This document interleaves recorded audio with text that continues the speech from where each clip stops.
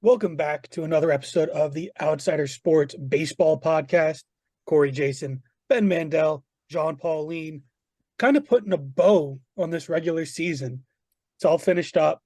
No more games to be played out of this 162.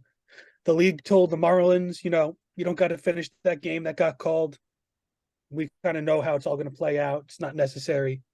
So, a couple teams played 161, everybody else 162. Playoff field is set. A couple teams had a pretty good season, especially much better than what they were expected to do. A couple other New York juggernauts kind of fell flat in their face. A couple manager changes, a couple guys let go, some retirements. Just a lot of stuff going on around the league that we got to kind of wrap up before we look to October and really the most exciting time of the year. But the first thing I really want to discuss, guys, former Philly manager and now former Giants manager Gabe Kapler got the boot, but he got it before the series and before the season even ended. What do you guys make of that? Him getting cut, him getting fired before the season ended with like 2 days left. It's one of those things where a decision from up top got leaked. And once that happens and it becomes public that a manager is not going to be coming back, they're not going to finish the season. You're not going to have him in the dugout. His attitude, even if it wants to be positive, it's not going to be. It's just not something that works out. Now, letting go of Gabe Kapler, John, as you know, was the best decision the Giants could make. I couldn't believe the Giants hired Gabe Kapler in the first place, and I couldn't believe that the Giants had any kind of success with him, especially that year where they pushed the Dodgers 107. for the division. Yeah, 107. I couldn't believe it. Could not believe it. But the last 2 years have shown exactly what kind of manager Gabe Kapler is. And look, it's one of those things that sucks that it happens before the season ends. The only reason I could think it happened is because, a decision was leaked and they just had to run with it. I mean, I'm with you there, Ben. I mean, I was amazed that he had any kind of success in with San Francisco after the Phillies because he just constantly mismanaged games and the pitching when he was with Philly, and letting him go was like the best decision Philly ever made. And I'm surprised they let him go early, but I guess you said that it got leaked and stuff. But I also heard that the day before he sent the guy down to AAA, and then after they let him go and fired him, they brought the guy right back up after he sent him down. That's it's just an interesting move to let it leak out. I'm interested to see who they were going to get to replace him. There's kind of been a stretch of managers being hired that have little to no managerial experience. Marco Scutaro, Aaron Boone, just to name a couple guys. I wonder if they're going to get an older Giants player that the fans kind of like to No, kind of they take said over. he will influence. He will influence the decision, but he is not going to be the manager. Maybe he will. Who knows? I mean, look, the Cubs hired David Ross. It's not out of the question. No, it's not. I don't think Buster Posey has an interest in managing, but they did say he will have a very heavy influence on the decision. To me, that just means they're going to make the wrong choice. Giants should just keep Buster Posey away from everything. Buster Posey soft, ruin baseball. Also, not a Hall of Famer. But before that's just a tirade for another day, especially when we do our Hall of Fame show in a couple months. But who knows where the Giants are going to go? They're in an interesting spot because they don't have the talent to compete with the Dodgers. They don't have the talent to compete with the Padres, I think, if the Padres can get it right. The Padres, kind of like some other teams, had high expectations and they kind of fell off. The best way to put the Padres season in perspective, they're the San Diego Chargers. You know, they had an amazing offense. They had an amazing defense, right? They had the least amount of errors in all of baseball. They had the lowest team ERA in baseball, the lowest starting pitcher ERA in baseball, and they barely didn't even sniff the playoffs. They got eliminated, during the last week of the season. Great for them. So did the Yankees, but they didn't really have a chance. So Well, they and really when were. when you look at the National League playoff picture, it honestly just feels super weak. And if you put Weird. the beginning of the season you put the Padres and Mets in for Miami and Arizona, that playoff picture looks a lot stronger just off of the way Name roster value. pictures Yeah. are. Exactly, name value. But it goes to show just how disappointing the season was for a New York Mets or the San Diego Padres, Yeah. because those teams, I mean, Arizona, I still don't think is deserving of a playoff spot. And to be honest with you, I don't think Miami is either. This is a year where the old playoff format of 2 wild card teams and a wild card matchup between Philadelphia and Miami would have, in a 1-game playoff, would have been perfect. So just we have a couple of retirements also, something sad for the league. A couple of guys that really should get, Hall of Fame consideration, a couple of guys that are shoo-ins. Terry Francona, Cleveland manager. He's done. He's had some health issues the last couple of years. Tito, one of the all-time greats. He'll find himself in Cooperstown before long. Miguel Cabrera with the Tigers, another shoo-in for the Hall. Just all-time great, an amazing player. He's calling it quits. He was with that Marlins team when they won the World Series back in 2003, 20 years ago. So just a long, illustrious career. Other guys calling it a day. Possibly Zach Greinke, right? 40 years old in October. Could have been his final start. He's somebody that should get some looks. He's been around forever. Also, Joey Votto.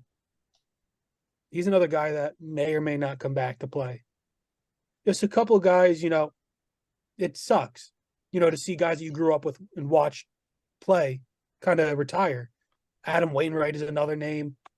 Just the changing of the guard, it happens, and you're never ready for it when it does happen.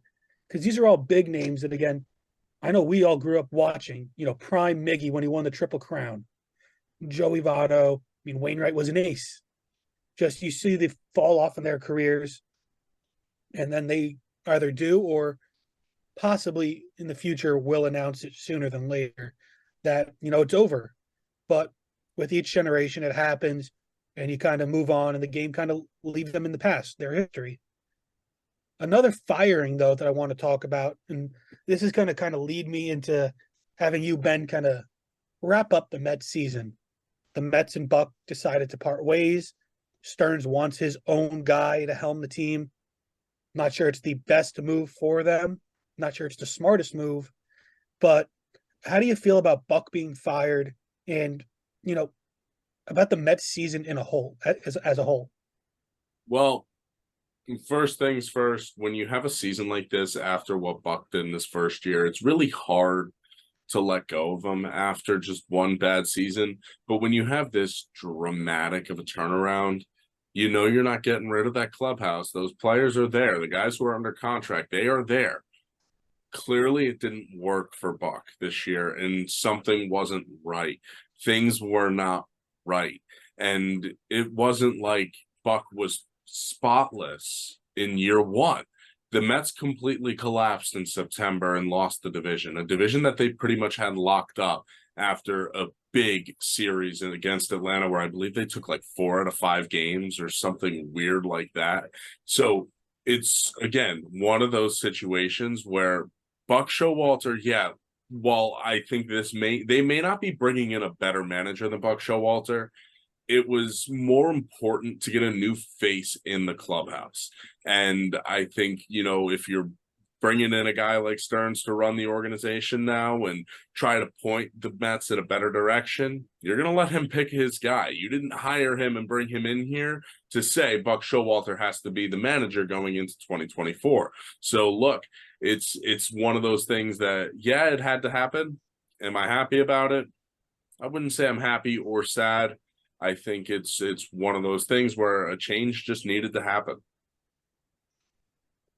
Now, what about the season as a whole, though, with the disappointment? What do you think went wrong? Why did it go the way it did? I mean, I think it's also a combination of, you had the injury to Diaz, which was huge. Who knows what would have happened if they kept the band together.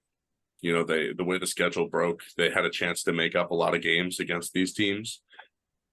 maybe if Scherzer and Verlander were still in a Mets uniform with Kodai Senga in the rotation, they would have made a very good top three. The way Joey Lucchesi pitched at the end of the year, the way Jose Buto pitched at the end of the year. I mean, names that you just wouldn't have expected to show up. And down the stretch, they were guys who were getting a lot of innings because there weren't any space. So I think there's some promising things. Francisco Alvarez is the future behind the plate. I think that's a positive you can pull away from this season. But a big negative is, I would say, Brandon Nimmo. Is he healthy? Is he going to be able to live up to this long contract that he just played year one of? Is that going to be a Jacoby Ellsbury type void? 6 more years, right? I believe 6 or 7. I don't remember if it was 7 or 8 he signed for, but it is a long contract. You have guys like Alonso coming out, hitting a ton of home runs again. He was shy of 50, but he was close. And, with the injury and the home run drought that he had, for him to still hit the number he did was impressive. You need more out of Lindor. This is another guy who can't keep having a 1 year up, 1 year down. He needs to find consistency. He is a very expensive piece on the roster. And when you have a young shortstop like Ronnie Mauricio coming up through the system, another guy who played fairly well. I won't say he turned a bunch of heads, but I like the power I'm seeing from him. So that's another promising piece. Brett Beatty needs to show more, but I think that's another reason why Stearns wants a different guy there, because the young guys like Vientos, like Beatty, they didn't necessarily do enough. Yeah, the home runs were there for Alvarez, but was the bat really what we wanted from Alvarez completely? Not really. We would like to see the average go up. We'd like to see the strikeouts cut down a bit more. Like to see his defense behind the plate improve a bit. But there are a lot of steps the Mets need to take. I mean, hey, let's go Rumble ponies right now. Now that kind of leads me to kind of closing out the Yankee season. 31 straight winning seasons, but that's really all the Yankees had to play for the last 2 weeks of the season was let's get over 500 and stay there. 82 and 80. The worst season for the Yankees in my lifetime, which, sounds, like, yeah, you're complaining about 82 wins, over 500, a winning record. Think of all the teams that, have had losing records in that time. It's the second longest streak in MLB history of winning seasons, behind the 1929 to 1962 Yankees. It just leaves a sour taste in your mouth. The Yankees already have announced they're asking, Sean Casey to come back as hitting coach, which leads everybody to believe Boone is back, which those two in a nutshell, fine. I think you can survive with that. The players love Boone. They play hard for Boone. But it's Cashman that really has come out to be the issue.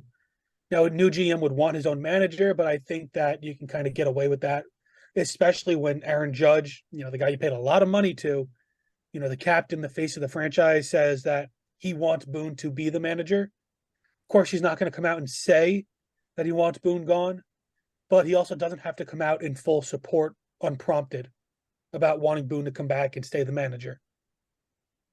So what the Yankees do at general manager is going to be interesting. My guess is that Cashman stays, has at least one more year to kind of get the ship right. Chances of that happening slim to none, because you see what they have in the division. Baltimore, 101 wins, an amazing team. A lot of people thought that they started off, a year early. That this is supposed to be next year's Orioles. But, they're here and they're not going anywhere anytime soon. The Rays are always going to be pesky. They just seem to churn out top-level hitters at every position. The Blue Jays, they finally put their pitching staff together.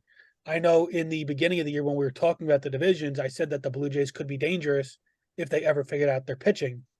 Kind of looks like they did. And that leaves the Yankees and the Red Sox, two of the top teams, in the history, kind of wallowing in the bottom with nowhere else to go. It just, a lot of injuries derailed the Yankees. Judge almost hit 40 home runs, and he missed over 50 games. He has the record for most home runs hit while missing 50 or more games due to an injury. And the reason that there is that distinction of due to an injury, Mark McGwire had 39 home runs, and he missed 50 or more games because of a strike-shortened season. So he didn't have a chance to hit more. But what Judge did, especially with basically a broken big toe, a fractured toe or whatever the ligament damage is that we don't know about because they've been very coy about what's going on there. It's insanely impressive, especially the average still being north of 270, just playing really, really well, injured. This is the year you wanted Judge to have. First year, that massive contract he got, the 10-year deal. He did everything that you needed from him. Garrett Cole's going to win the Cy Young. He ran away with it, his first in his career. You had guys like Clark Schmidt and Michael King towards the end have great season as starting pitchers. But Carlos Rodon, one of your big free agent signings, what did he do? Second worst season of a Yankee pitcher ever, behind Kayagawa in 2009, I want to say. You had Nestor Cortez miss a lot of time. You had Luis Severino. He didn't play well when he was there, and then he got hurt, and he's a free agent. He's gone. Then you got guys like Frankie Montas, who decided to come back for game 161, get the win, and now he's going to dip in free agency, which is kind of funny. Domingo Germán gets caught for sticky stuff, allowed to stay in the game. Gets caught for sticky stuff again, suspended 10 days, throws a perfect game, and then goes off the rails in the locker room and gets just basically kicked off the team for the rest of the year back in June. Just a lot of things happened, and it's hard to put it into words how immensely disappointing it is. You brought up a lot of the young guys. Dominguez looked fantastic. He was turning heads, hitting home runs until he decided he needed Tommy John surgery. So he's going to be out till probably the All-Star break next year. Because obviously for position players, it's not the 12 to 18 month recovery. That's a lot shorter. Austin Wells looks like he could be the future at catcher. He's shown a lot. But the other rookies, Oswaldo Cabrera and Oswaldo Peraza, and even Everson Pereira didn't show you much at all. Volpe had the full year. He's young. He's the second youngest out of that whole bunch. I expect him to have another, building block year next year where he's just kind of getting to that level. His defense was more than acceptable. Offensively, he was streaky. Stolen bases, they started off hot, but kind of tailed off. But a full offseason working with the major league staff and kind of getting his head, wrapped around being the Yankee starting shortstop. I expect a good year out of him next year. But overall, it's just possibly the worst feeling of an 82 and 80 team. The Yankees are supposed to be in October. The Yankees are October, and they're just not there, and it just feels empty without them in October and playing, with a chance to get the World Series. It just doesn't seem right. But what does seem right? The Phillies in October, right, John? Yeah. Tell me about, how you kind of felt about their regular season, and then go into, how you feel about their chances in the postseason and how you feel going into October.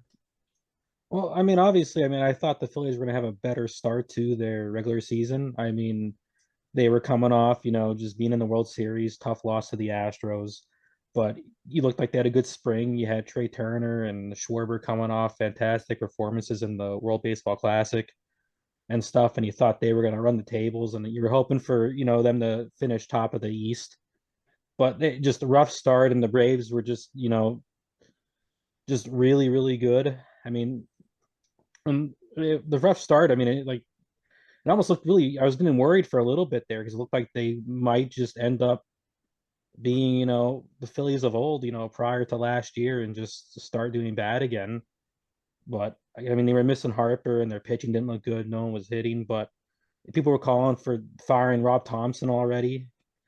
But they got Harper back, and you thought they were going to still doing good, but Harper just wasn't himself. He was hitting for average, hitting 300, but he didn't have the power, and he didn't get his power back. Luckily got his power back. He didn't get it back till around September. So it helps and stuff, but they had a lot of guys step up during their regular season to help them carry them. Like Nick Castellanos had a fantastic season for the Phillies. He probably had the season that I think a lot of the Phillies were expecting to have last year. He had this year, which was very needed for them, to stay in the running there to get the wild card spot. And then we had Bryson Stott step up here in his second year up, and he's going to be something special. I think he's just getting started. But I think they had a good regular season, not the regular season I was hoping for, but they still finished with 90 wins.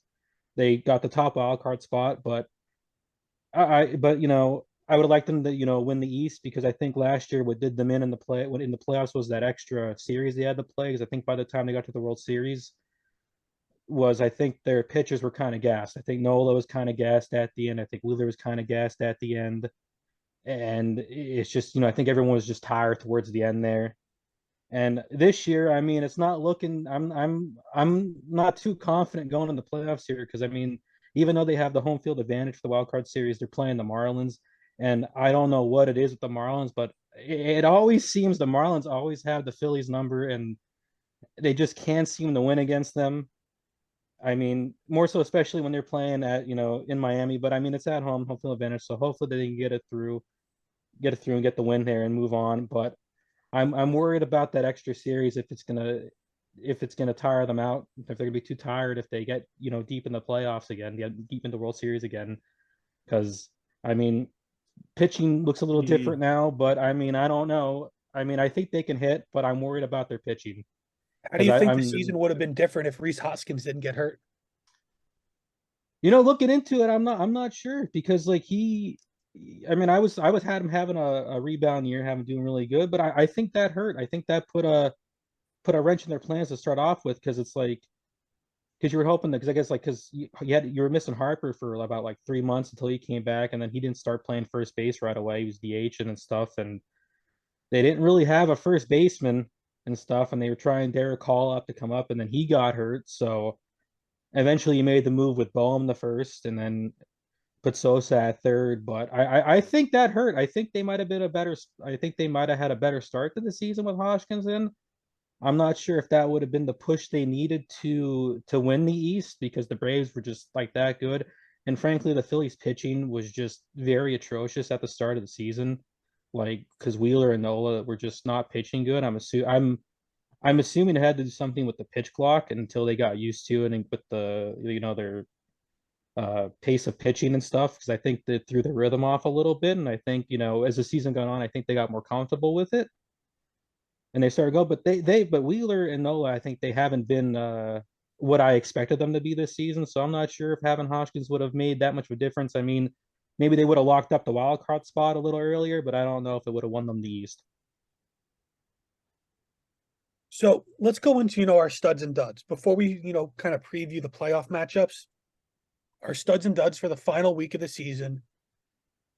For me, my stud, Justin Verlander, 13 innings pitched, 2-0 record, 13 strikeouts on the playoff bound Houston Astros.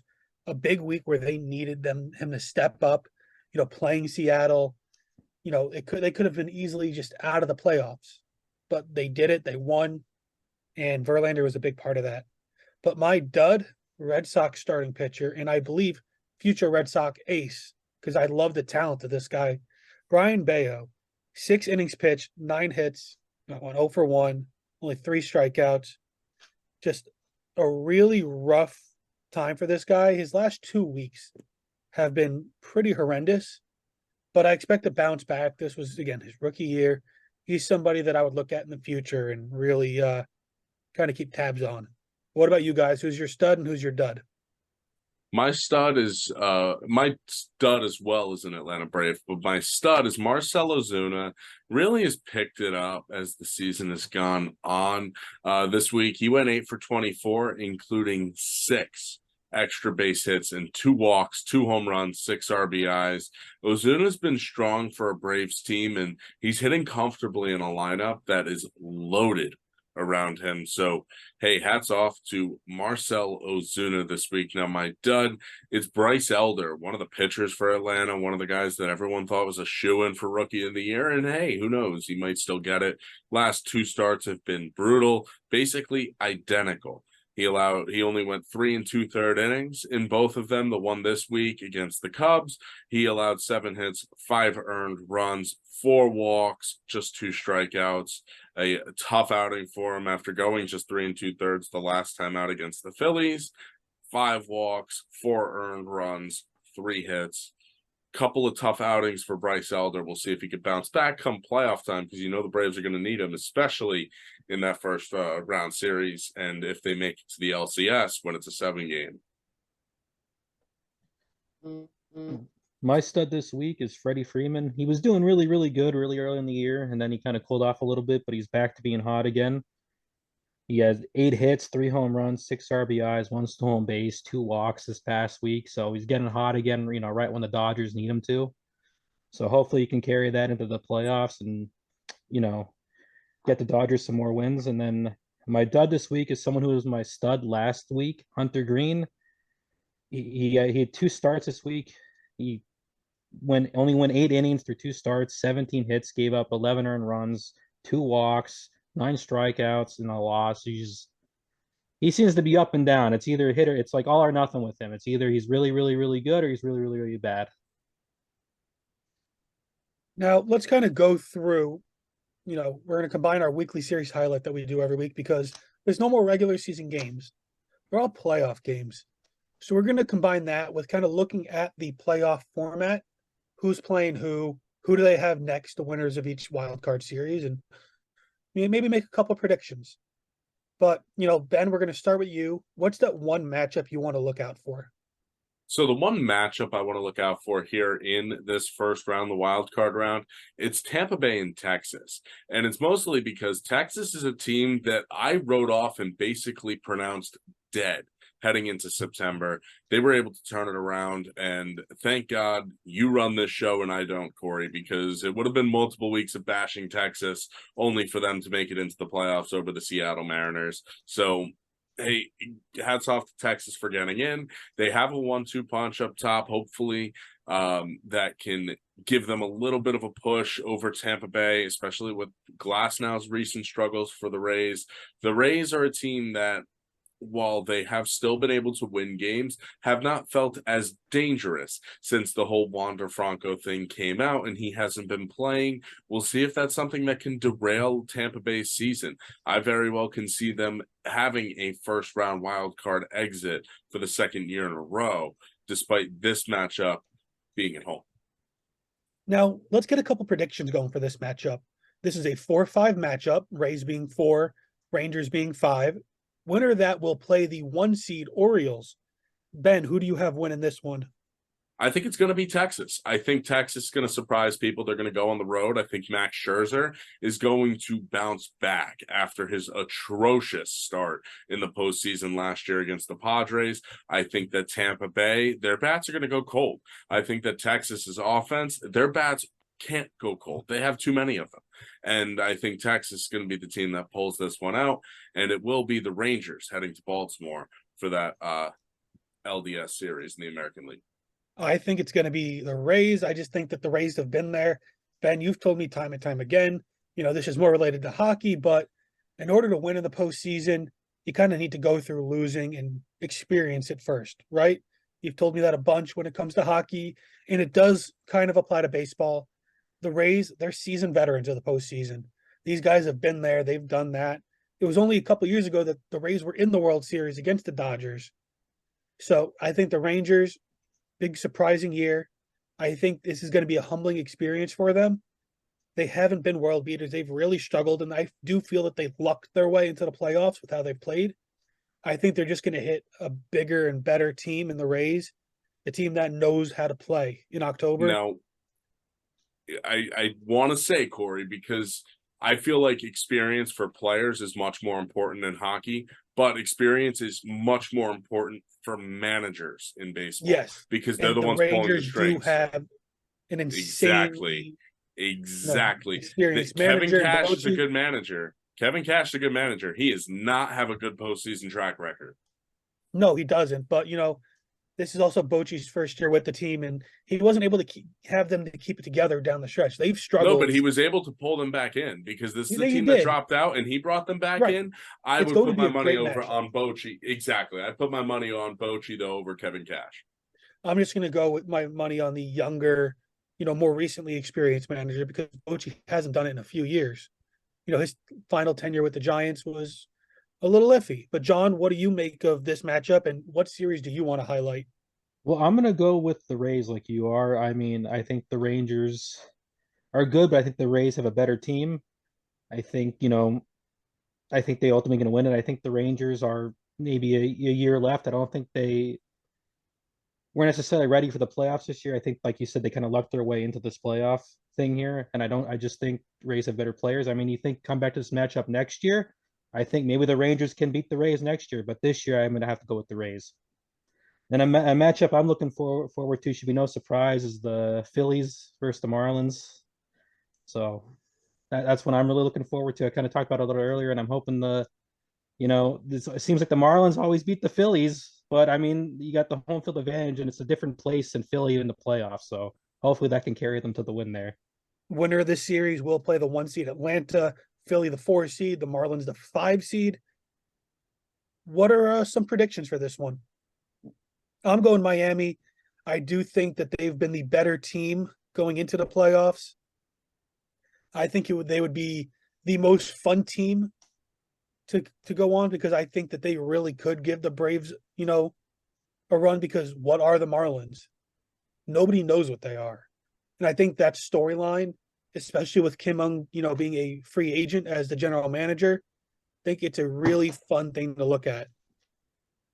Here's the thing, and John, you said it. The Marlins have the Phillies number. And I was talking to one of my old coworkers in the radio station who's a huge Phillies fan. And even when they play the Marlins in the regular season, he hates it because they just get after him. And look, I think the Phillies have the better lineup. I think the Marlins can still hit. And I think the Marlins, I don't know why I keep going back to the 2020 postseason. Who did the Cubs play and get swept by in that mini first round 3-game series? The Marlins.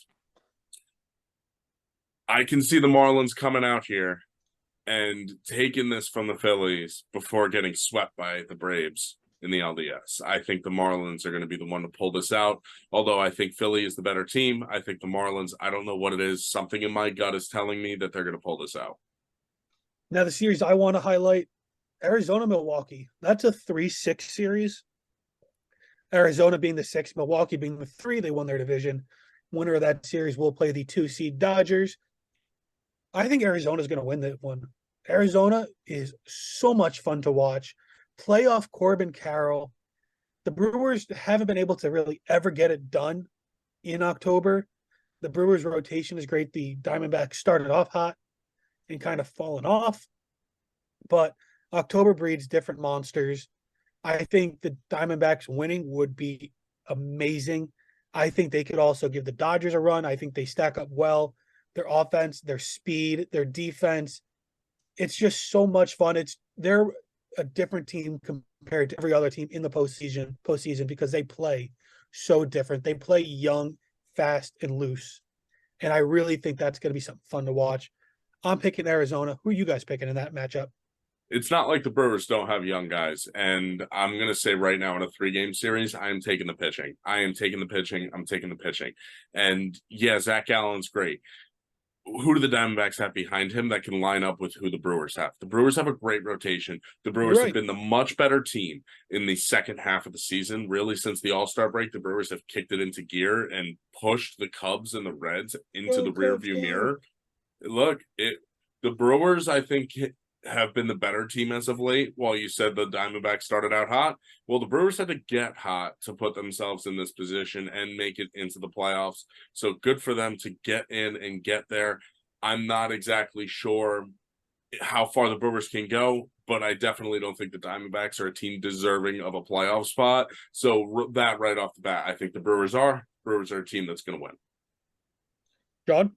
I think I'm going to have to go with the Brewers as much as I would like to see Arizona win and go further in the playoffs. Because, I mean, I don't think anyone expected Arizona to be in the playoffs this year. I think everyone thought they were like maybe a year or two away from being as good as they were this year. But, I mean, I have to go with Ben. It's like the pitching. They have better pitching than Arizona. It's simple as that. And when it comes to playoffs, it's you live and die by the pitching. And outside of Zach Gallen, Arizona doesn't really have anybody. So I have to go with the Brewers. I have to go Milwaukee, but I would like to see Arizona win. But I'm gonna have to go with Milwaukee. You guys are no fun. But the other matchup that we didn't mention, Toronto, Minnesota. Toronto is the 5. My bad, the 6. Minnesota is the 3. I have a feeling we all have the same thoughts on this. Nobody respects Minnesota. Minnesota hasn't earned respect. They don't deserve our respect in the postseason. Minnesota just took advantage of a bad division. You know, 4 months ago, I would have said the same thing about the Brewers, but the Cubs made a push. The Pirates were making a push. The Reds were making a push. The NL Central turned out to be a very solid competitive division with a very bright future. The AL Central was, just bad, bad Someone baseball. had to win it, Bad. kind of thing. Somebody had to win it.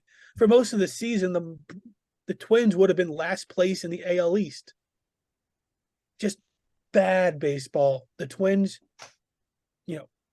I saw a lot going online. Carlos Correa signed with the Giants. Giants missed the playoffs because they let him go. Carlos Correa went then to go sign with the Mets. Backed out of that deal. The Mets didn't make the playoffs. He did end up signing with the Twins, and the Twins make the playoff. It's the Carlos Correa effect. I don't believe it. Correa did not have a great year. No, he was horrible this year. Did he freeze? But he did not have the year you would have expected out of him. He's kind of, I don't want to say he fell off, but you reap what you sow with other things you've done. So no love lost there. I think Toronto's going to win this one pretty easily. Yeah, I don't think Minnesota has a shot. I think Toronto's pitching is, like you were saying, Corey, they figured it out. I think, even though Manoah is garbage, they have a bunch of other guys who can fill in. I think Barrios had a very, very nice bounce back year. I think, Gosman is a true number one. They have guys who can go out there and win. Minnesota doesn't. Kenta Maeda, Joe Ryan, I don't love it. Exactly.